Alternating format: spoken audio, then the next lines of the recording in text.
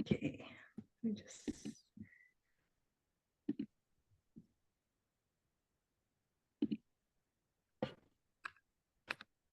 Alrighty. Hi, everyone. My name is Dolma Tsundu, and I'm the CEO and founder of Flutter Care, where we're reimagining the future of pregnancy care. I'd like to introduce you to my friend Nadine. For 15 years, Nadine was a policy analyst with the Government of Canada, and she loved being able to contribute to her community as a public servant. Nadine and her husband were so excited to learn that they were expecting a baby girl who they named Judith. And Judith was full of energy. They would refer to her as their little kickboxer. But just 2 weeks before Judith's due date, Nadine noticed her movements becoming less frequent and weaker. So she went to her doctor, who took Judith's heartbeat, told her that babies just run out of room, and sent her back home. And just 2 days later, little Judith's heart stopped beating, and Nadine's world changed forever. On September 18th, Nadine held her daughter for both the first and last time. The guilt and grief she experienced after her stillbirth was debilitating. She was hospitalized for PTSD and depression, and to this day has been unable to return to work. Nadine's story is not uncommon. Every 16 seconds, a baby around the world is stillborn. And in high-income countries like Canada and the US, 30% of these deaths could be prevented. And stillbirths also put mothers at risk, with a 14 times higher chance of experiencing severe complications during delivery. With only sporadic checkups, parents are on their own to make sure that everything is okay. In Nadine's case, she did everything right. She took care of her health, listened to her body, and took action when she felt something was wrong. But she had an undiagnosed maternal infection that was cutting off little Judith's oxygen. So how can we enable providers to offer the best care? At Flutter Care, we're developing a novel, non-invasive wearable device to enable parents and physicians to continuously monitor fetal health from home and to reduce the time it takes to seek medical attention. The direct cost per stillbirth is $9,000, and a pregnancy costs over $19,000, with complex pregnancies rising to $27,000. Our beachhead market is $4 billion per year, with a focus on the 2 million complex pregnancies across our first markets, Canada, the US, and the UK. And this is part of a global mission. The WHO and UNICEF have set out to prevent stillbirths by the year 2030, but there's also high potential in this market space with a compound annual growth rate of 16% and a projected $80 billion market share by 2032. So unlike other technologies, our technology does not restrict user movement and measures parameters beyond fetal heart rate. So on the left, you can see an example of Nouveau's device, which is a remote non-stress test. You can see that it's quite bulky, and this also does not autonomously measure fetal movement, whereas our technology is integrated into maternity wearables like the one on the right, and is very comfortable for people to wear and does not restrict their movement. So the first technology that we released was a mobile application that allows parents to manually track their fetal movements. And this has reached families over 140 countries. So our goal with the app was to validate the interest in the fetal monitor, which essentially does what the app does, but does it autonomously. And so we were able to successfully launch that into market and are now looking towards our fetal monitor, which will be released in 2027.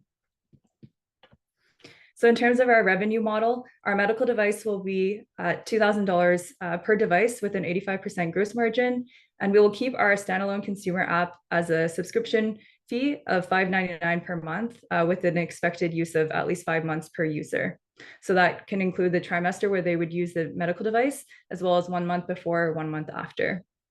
And so our projected EBITDA by 2027 is $20 million US, and this would be capturing 0.2% of general pregnancies and 0.55% of complex pregnancies across Canada and the US, which also demonstrates that we would be profitable within the first year of the device being in market.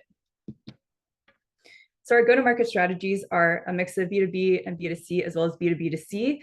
So we would start off with paid pilots, working with private OB practices across the US. And then we would move into direct consumer purchases. That could be through electronic stores or pharmacies. And then in the future, we'll also look at implementing a healthcare insurance reimbursement code to be able to have it insured. as well as looking at employee benefits plans through private companies that are interested in providing stronger maternal care support to their employees. We've already started to explore some of these channels. So far we've been able to connect with several different advocacy groups, as well as leverage social media. But in the future, we'll also have collaborations with health authorities and be able to launch our own educational program where individuals would go into community and help to educate families around the importance of kick counting and present our app as a tool for them to use. We are building a trusted brand. So we've been able to collaborate with key health authorities like the Public Health Agency of Canada. We're a co-founder of the Canadian Collaborative for Stillbirth Prevention. Our app has been promoted by organizations like the International Stillbirth Alliance and the Washington State Department of Health. And we've also been able to show that this information, it can go viral. So our TikTok was able to reach over 200,000 views organically, which converted to thousands of downloads each. So we believe that there's a real interest from consumers to use a technology like ours, and social media has been a great way for us to reach these consumers.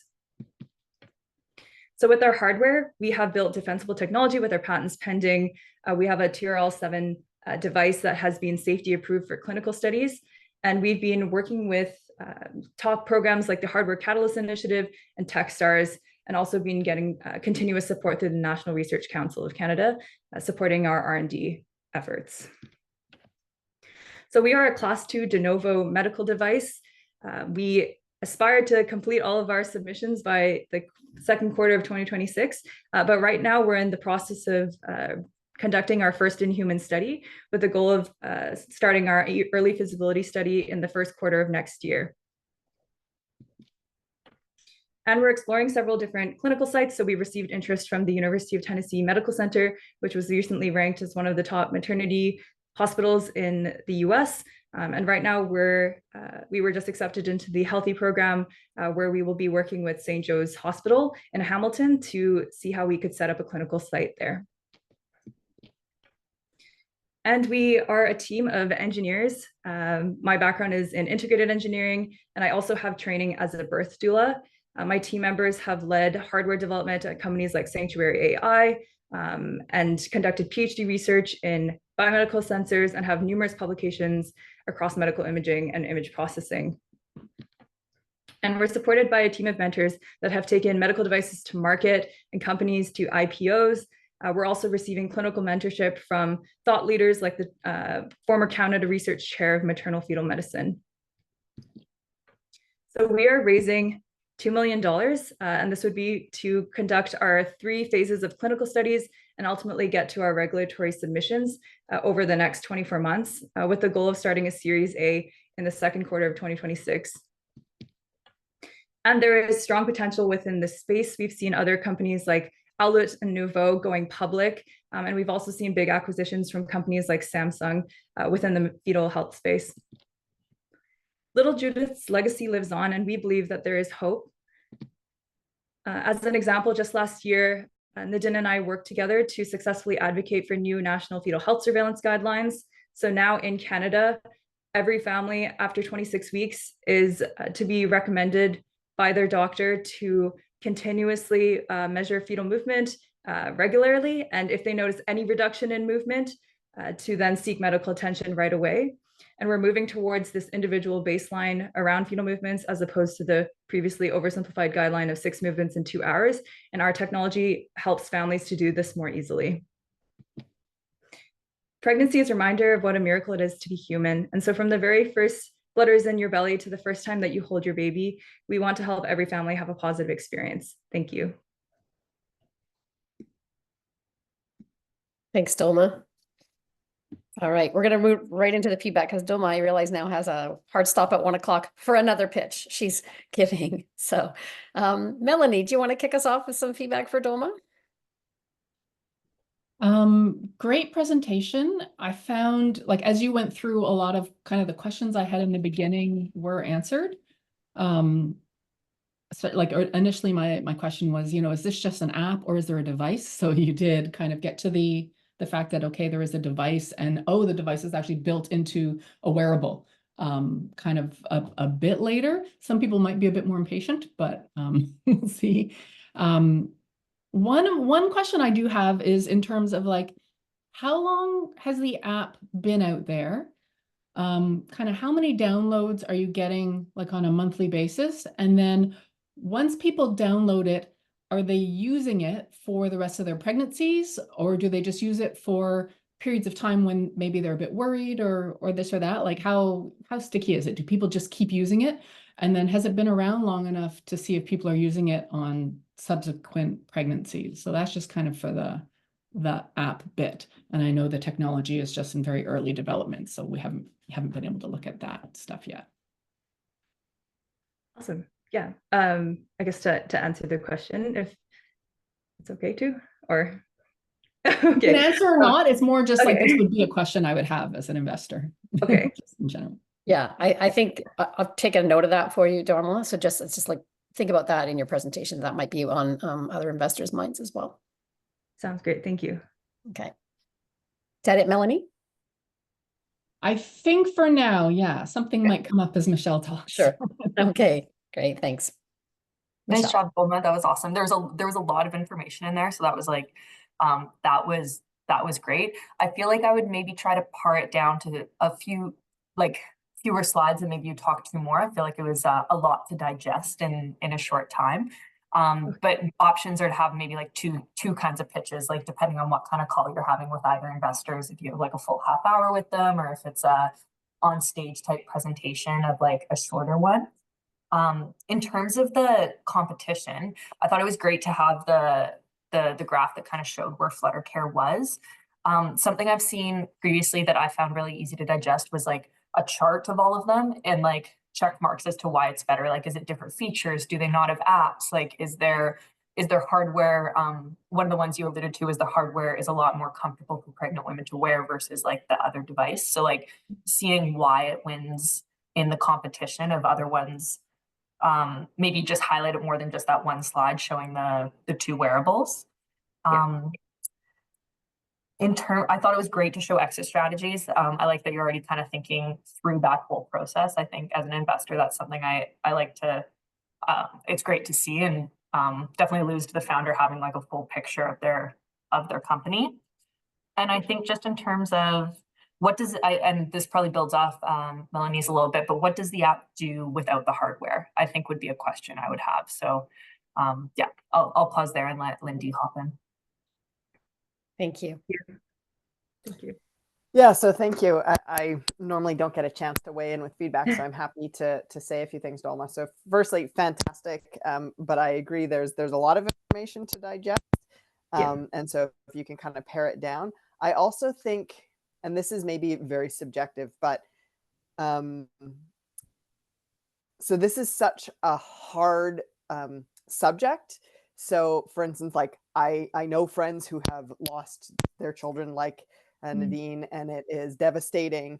And your delivery sometimes doesn't capture the magnitude of that. So as you're talking, I myself burst into tears because I'm thinking of my two friends, who are then forced to deliver their 8-month-old dead child, and just how devastating that is. And I obviously know in a pitch you don't want to like burst into tears or anything like that, but I think that there is room to emphasize that this is just such a hard thing, especially if it is then potentially avoidable.